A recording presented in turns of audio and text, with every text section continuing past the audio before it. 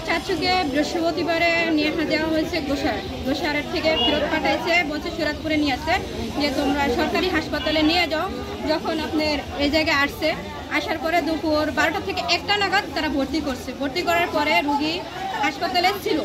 রাত 2টা বাজে যখন আমার দাদি খুঁজতেছিল যে বলতেছে আমার ছেলে কোথায় গেল, আমার চাচু বলছে যে আমি পেশাব করে আসি। তা যা পেশাব করে আসলে তো সারা রাত যায় না, তখন বাইরে অনেক খুঁজছে, দাদি পুরো মহল্লা খুঁজছে, এলাকা পুরো হাসপাতাল খুঁজছে, বাথরুম খুঁজছে, কোথাও পায়নি।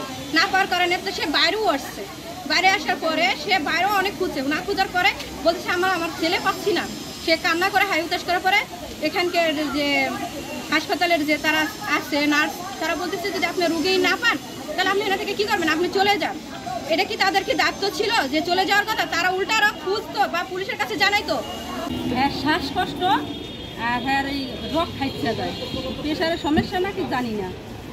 হ্যাঁ রে ডাক্তারখানা পাঠাইছে গোসারা, হ্যাঁ তোনে সৈরাতপুরে এই হাসপাতালে পাঠাইছে।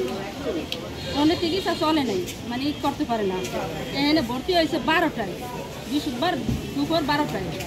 আর রাইতের বৃহস্পতিবার রাত্রে এই 2টা বাজে বেডের জন্য রুগী মৃত্যু।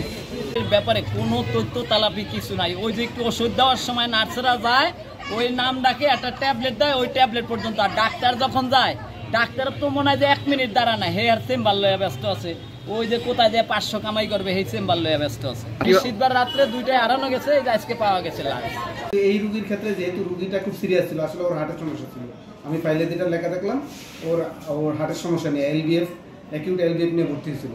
এক্ষেত্রে রুগীর অবস্থা সিরিয়াস ছিল। তো সিরিয়াস রুগীর ক্ষেত্রে যদি রুগী রাতের বেলা যেহেতু পাওয়া যাচ্ছিল না, বলতেছে যে বাথরুমে গেছিল, তো এটা আসলে উচিত ছিল খোঁজাখুঁজি করার, বা আসলে এরকম একটা সিরিয়াস রুগী দুর্ঘটনা ঘটতে পারে, সিরিয়াস রুগী বাথরুমে গেছে যে দুর্ঘটনা ঘটতে পারে, কিন্তু এটা আসলে খোঁজা উচিত ছিল।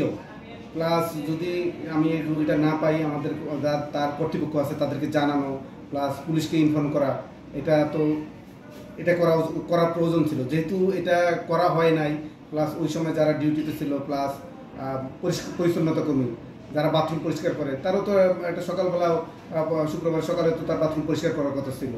এখন সেও যেহেতু করছে কি না, প্লাস এই ব্যাপারে এখন তো আমি আমার যারা আছে তদন্ত কমিটি করে যে কারা কারা এটার সাথে মানে কার ডিউটি ছিল এবং আমাদের কী করণীয় ছিল, আমরা কী করি নেই, এবং কার কারা এটা দোষী, সেই ব্যাপারে আমরা যদি তদন্ত কমিটি করে সেই অনুযায়ী তদন্ত রিপোর্ট অনুযায়ী আমরা ব্যবস্থা নেব।